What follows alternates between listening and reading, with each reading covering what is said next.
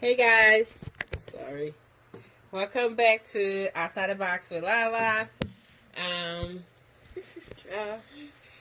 so I have my good friend here. You guys know her, Crystal. Please check out her YouTube. I'm gonna definitely put it down. She do amazing makeup and everything. So please follow her. Yes, and I have her bag.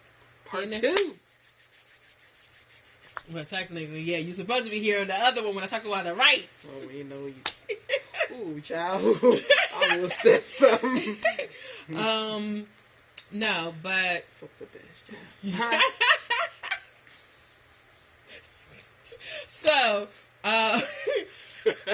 who saw y'all? Oh, you should do that thing with the bow. So she got the Asian bow. What is it called again? It's a singing bowl. Wait, do it one more time. Okay. We got sage. We have sage, yes. We're not playing today, guys. We got holy water. I know it was in the bottle. I had my priest and father. Listen, we need it all. There's a lot going on right now, and our country is mourning. Yes. Chris Kumo, he had said something that's so thorough because he hit it right on the spot. He said that is two different. Our country is divided. You have the majority and you have the minorities, and it's a segregation going on right now. And our leaders definitely need to do something because the country is really hurting. And being black in America, it's really hard because when you see your own being slaughtered and killed, literally, like we're animals, it's gonna hurt you. It's gonna affect you, and it's affecting us, and we're hurt. And people even just, what is it, Tuesday now? It's been a week since that George Floyd was killed. Watching that video, that triggers other stuff that happens in other people's lives that had nothing to do with, I know somebody who, my nephew was shot and killed. He was also beat up by police too prior to him dying. Mm-hmm. To have to, who wants to sit there and watch that man literally take his last breath? And then they did two autopsies, right? Yeah. How? Hold on 1 second, y'all. Just give me 1 second. Sound the alarm. So, Krista was saying that, they did the autopsy. They did two types of autopsies. One of the autopsies showed that he died from a heart attack because he was on fentanyl. Fentanyl is a narcotic for pain. It's actually what Prince died from. Supposedly an overdose of fentanyl. But then the family had an independent autopsy done that showed that he died by homicide, by asphyxiation, meaning did you hear the one mayor saying if you can say you can't breathe, then you can breathe? Now, working in the medical field, I have seen and I've heard and I've said that too. But yes, at some point he could breathe to say that. But after 8 minutes and 46 seconds, it's like somebody choking. When somebody choking, they're gasping their last breath to form words. Yep, and it's pressure to say, I'm choking. And you can hear. And you can hear what he said, I can't breathe. I can't breathe. He was and barely. He called out for his mom who died 2 years prior. Come on, man. So, I feel like whoever did the autopsy. The first one, they need to be charged. Because that's fraudulent. That's fraudulent. And I feel like, is it because I guess they're working with them, they're not going to be charged. And it's really messed up. It's really, really messed up. This whole situation, we haven't even grieved over Ahmad. Thank you. Ahmad. And here it is that George now. We threw Breonna Taylor in the middle there. Do you know they just reopened They only reopened that case because we started acting like a fucking park ape. Yep. She not gonna curse. I'm gonna curse. Cause because we acting like fucking park apes now. Yeah. And do I agree with the looting and the? No, I don't agree with it. I'm not justifying it, but I understand, because why does it have to? People wanted to be heard. They wanted to get attention, and guess what? They got it. They got the attention. They got it. Now, you know this man is having 4 funerals? I did not know 4, that. I just found it, and Floyd Mayweather is paying for all of it. Wow, that's amazing. $88,000. You know, I'm glad that some of our celebrities really, like, a lot of our celebrities actually march down. J. Cole. Yep. What's that? Jamie Foxx. Jamie Foxx. What's that cute one from Insecure? Nathan something. He was marching and he got beat up too. But he did. Did he? Yeah, I'm gonna show you. I'm gonna show y'all where he got beat up at. But it's really, really sad, and we're tired. We're hurt. We're tired. We're not animals. And we are really being treated like animal, and I think that's not cool. See what damage is done. I mean, it's you hear rubber bullets, and now just hearing you describe that it isn't a joke. It is not something that's just, oh, they were rubber bullets and just, Nerf gun style. They do damage, and that's wow, Kendrick. My question to you was, how badly were you hurt? And the images support that. Yeah, and that's after some healing,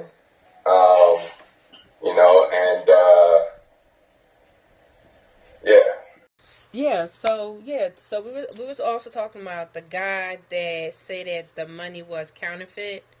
It was not counterfeit, y'all. And now it was a real money. It was a real $20 bill. What is it from called? The government. Cup food store, some type of store. Last week they said that he was going to pay for the funeral. Not sure if that was true, but then I saw yesterday. Because he felt bad. Of course, he felt bad. He said he wished the cops was never called. But who called the cops? He did. Exactly. So how you gonna feel bad afterward? See, let me tell you something. It's a saying called Karen, okay? And Karen showing out for the 99 and the 2000, baby. Yes, Karen is a privileged person that feel threatened, supposedly feel threatened, and every time they see the color black, they feel threatened, and they want to call the cops 24/7. We are paying with our money, tax money, so that Karen can have privilege to call the cops anytime they want. The privilege is more dangerous than the damn racism. I'm more astonished at the privilege than the racism. Jane Elliott, and I'm gonna post her up. She made a comment, and she said that like an older video too. Yeah, it's an older video. I think it was like a 1991 video. Some of y'all probably know the video. So she said that who in this room want to be treated like how society treat black people? No whites stand up whatsoever. And not a finger, nothing. Then she said, well, if you don't want it for yourself, then why would you want it for somebody else? So I don't want to hear nobody say that. What does it mean when the people say Black Lives Matter? Y'all know what it means. Y'all know what it stands for. And I'm going to play the video. Y'all know exactly what y'all doing. So for you to say, oh, all lives matter. You want to make somebody, you want to make a Jen Elliott say that shit. Yep, when Jen Elliott, I think she was in a group of college students. Yeah, looked like she was giving a seminar. And she talked about it, and nobody stand up. It showed me right there that America, the majority, as they call it, they know what's going on, and they don't care because they enjoy the privilege, and they're okay with us, people of color, black and brown, to be treated a certain way. How fair is that? And I was talking about our rights. Our rights are not for us because they never wanted to be for us. Who would be happy to be treated as this society in general treats our citizens, our black citizens, if you, as a white person, would be happy to receive the same treatment that our black citizens do in this society, please stand. You didn't understand the directions. If you white folks want to be treated the way blacks are in this society, stand. Nobody's standing here. That says very plainly that you know what's happening. You know you don't want it for you. I want to know why you're so willing to accept it or to allow it to happen for others. When they took us from Africa and brought us here to work as slaves, they never meant for us to be any more than just that, slaves. So the Constitution and the American, that was for them. Those were laws and things to protect them. The amendments was for them. Because we weren't allowed to read. It was illegal. We weren't even considered a whole human. We was 1/3 a man. Come on. So they never expected us to grow in population. They never expected us to be educated. They never expected us to elevate nowhere. Mm-hmm. And this is why they're trying to put it be a few to get through. Obama got through. You know what I mean? Like, we got a couple of black billionaires that you may not hear about that slipped through the cracks of grace. But the original laws were not set up to protect us. Because they never thought it was going to make it through. Yep. And I might even go farther than that, because I'm African, I'm African American too, but I'm African because my roots are African. And sometimes it do affect me because I even see my own people sometimes, and they make certain comments and stuff, and it hurt me because we know that at the end of the day, we are all one. We're all one, and I'm speaking truthfully. Some of y'all might disagree with me, but we have racism inside of ourselves, or colorism, as they call it. And if we don't get it right, how do we expect them to get it right? That's true. I saw a picture today. It was of 4 black women. 3 of them were brown or dark. And then there was one woman in the middle who was mixed. She half white, half Hispanic, whatever.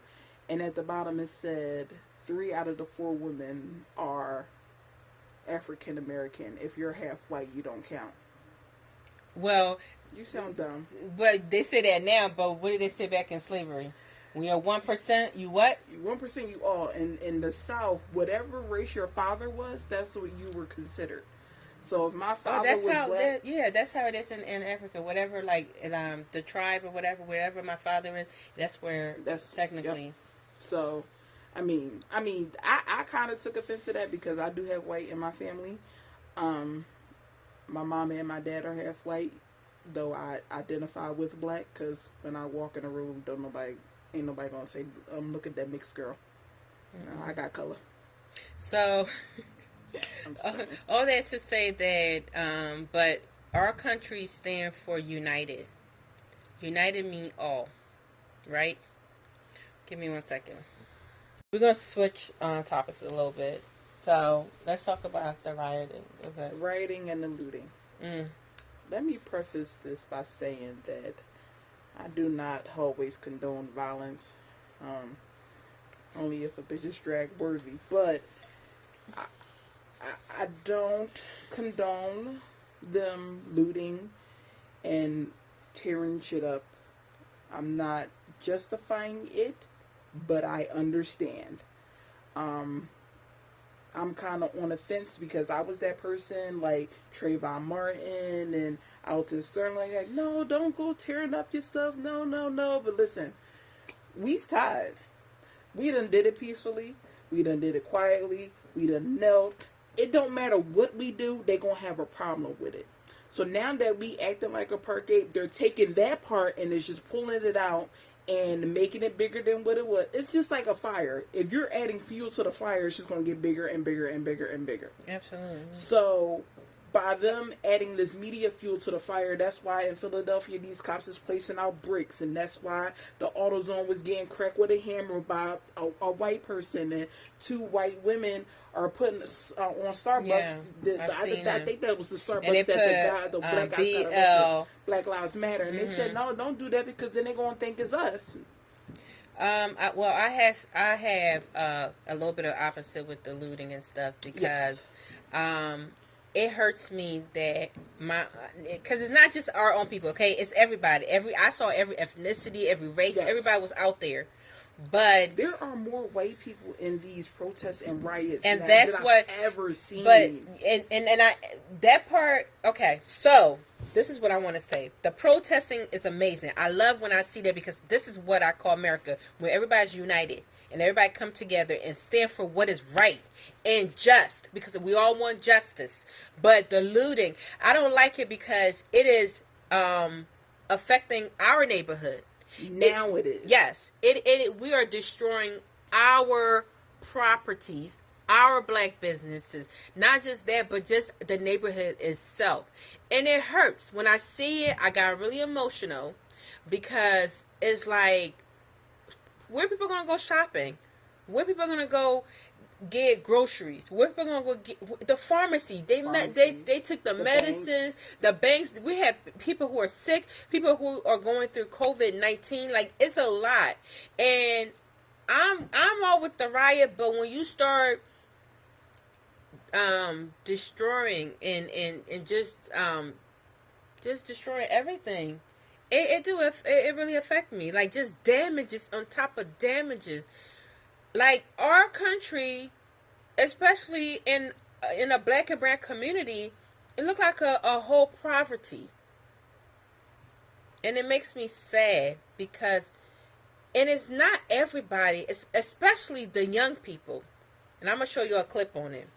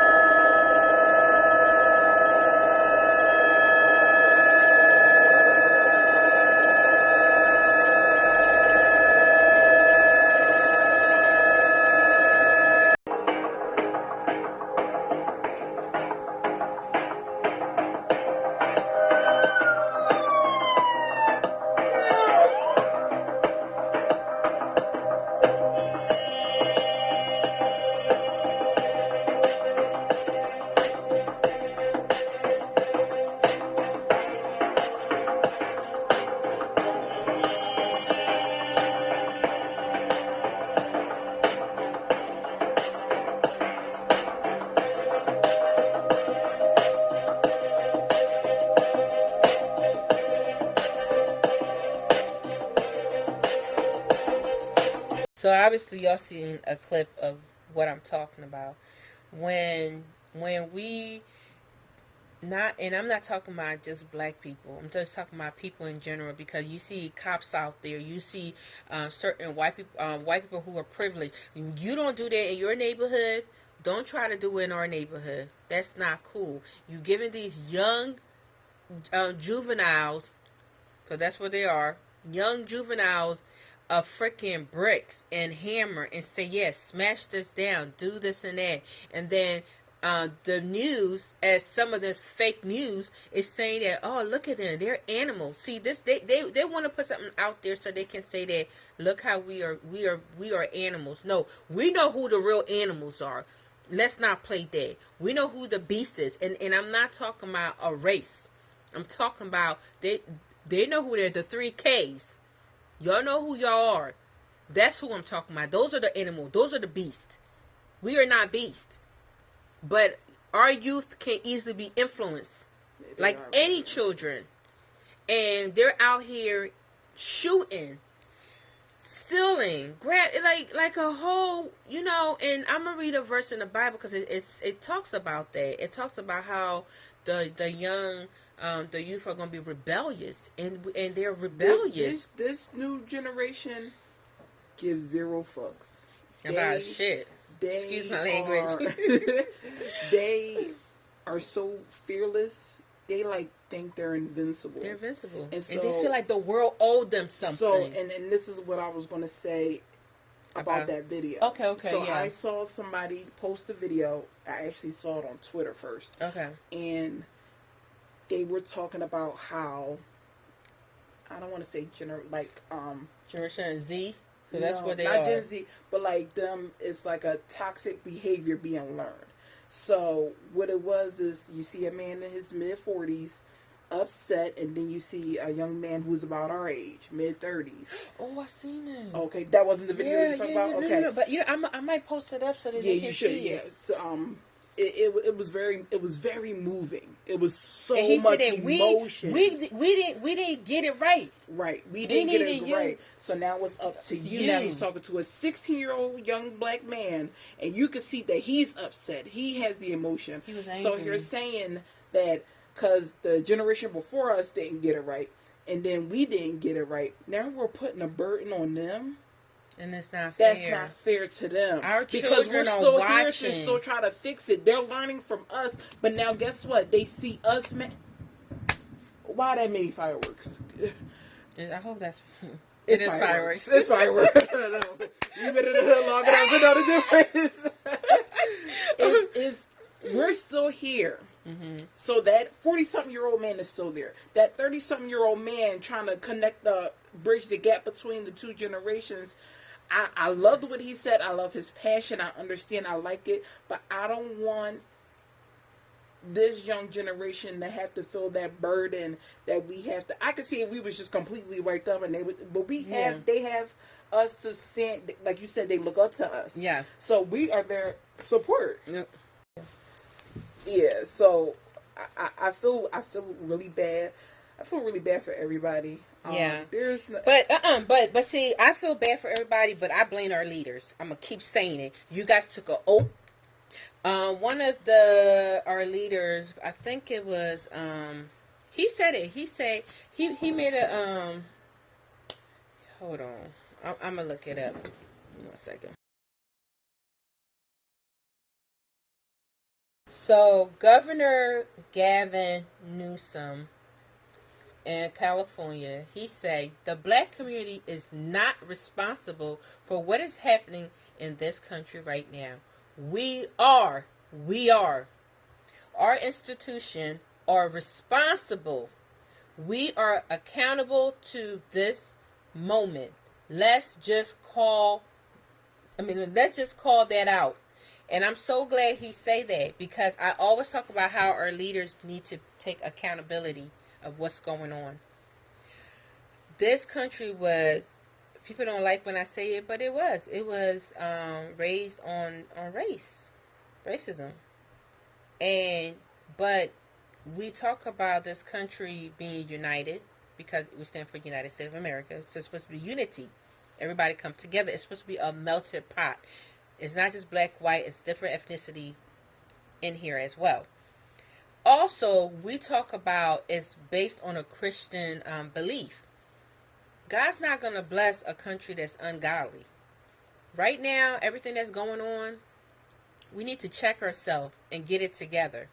I saw this, I'm going to post it up, but this moving, it was so moving.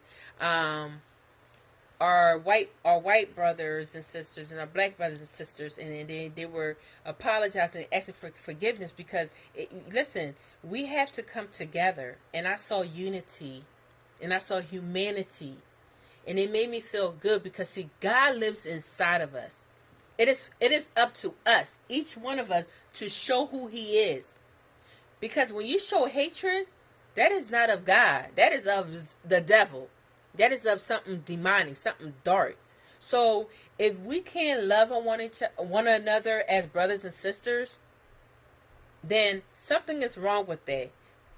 The United States of America is based on Christian belief. Where is that? I ask consistently on my Facebook that believers pray. Believers, we need you guys. Y'all, you need to pray. I'm being real. I'm asking you guys on YouTube right now. Believers, where are you? We are one in God. If we don't show that, that's a problem. God, we're not shaming anybody, guys. We're just humbling ourselves before you. Yes, Lord. You brought the thunder and rain today, God. So Satan takes the L today. Father, in Jesus' name, you get the victory. Father, we ask for forgiveness from our black brothers and sisters for years and years of racism, of systematic racism.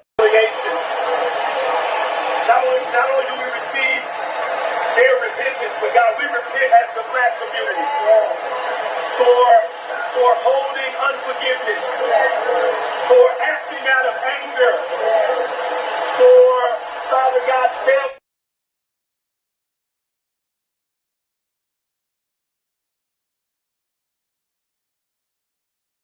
when she was talking about reading the scripture,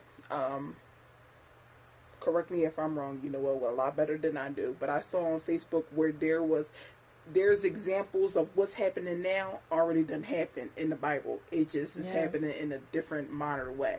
So when people say all lives matter, this is the example that they gave, where there were 100 sheep, and one got away, and they went to go get the other sheep, and they were like, well, why are you going after that one sheep when you got 99? Don't these 99 matter? They said, but this one is in danger, so I'm going to go help this one.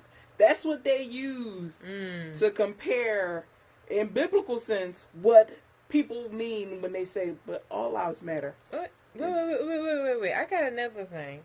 When the Israelites, they were the poorest, and they were the poorest in the smallest tribe in the world. And they were enslaved. And God searched. They were the chosen. Yep. God searched the world. And he found these small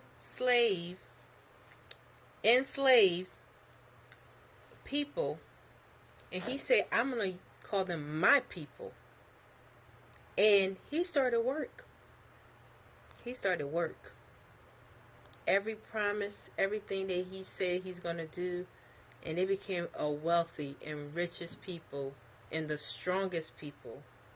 So right there, it tells you that, we might be going through suffering, but nobody can tell me we ain't God's people. God gives his favorites a hard time.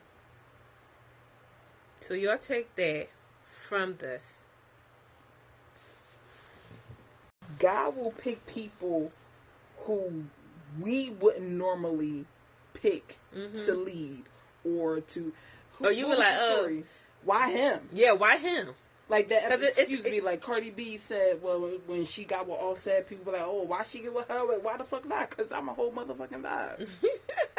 It's like no, but what's the story in them? Who was it? Let's go back. No, in the Bible, it was a bunch of brothers. So it was David. David was in the field, yep. And all the other ones was like light bright and very like sharp.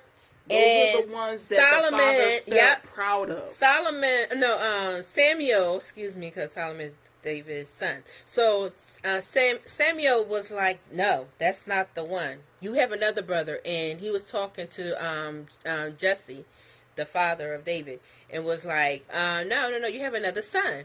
And he was like, I do have another son. He's in the field. Yeah, in the field. See, he was darker. See, David was like our complexion. He was dark. And he was husky. I think he was fine too. But going forward, he loved animals and he stayed with the animals and he loved to play the harp too. So when Samuel saw him, he was like, he's the one. That's him. The one.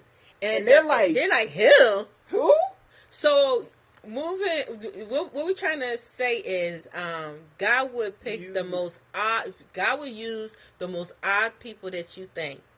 The most humble, the most jack of all trades. Yep. And guess what? He and probably everything. went right back to the field when he was like, "Oh, yeah, all right, yeah. I'm about to go do what I gotta do." But I get what you're saying. Gray said he was walking like, oh, he didn't even realize that walking to him was going to be his last time walking. Okay, wow. And not be royalty. You see, he didn't even know. But see, that's what I'm saying. God picked the most unusual people. Even Moses, they said he had a problem with stuttering and stuff like that, but God used him. Y'all gotta get in your words, y'all. I'm telling y'all, getting better. Because once you it say that if you apply the knowledge, it comes to you. So that's how you have to apply every knowledge. But God used the most unusual people, and He blessed them, and and not just blessed them, He blessed them to the point that they moved mountains. And we see that in history because I always feel like Malcolm X and Dr. King, God was walking with them, and they were royalty. See, they're not physical, they're not fleshly royalty, they are spiritual royalty, and that's why they can walk and move mountains. So it's in us too. Nipsey Hussle as well. The most unusual people you think. We are walking in royalty spiritually. Even us opening up a YouTube and doing this and talking to you guys, God used the most unusual people. Okay? So make a long story short, make sure that my goal is I want us to come together as a country and fix the problem and hold our leaders accountable. Love you guys. Thank you guys for watching Outside the Box with Lala. Please like, subscribe, comment. I would love to hear what you guys had to say. Share. Crystal, thank you so You're much. welcome. Listen, I love talking to her. We just open up. And I hope you guys enjoyed this. I'm trying to do more with my YouTube. So, Beauty is Life by Couture. That's Couture with a K. So, see y'all. Thank you. Bye.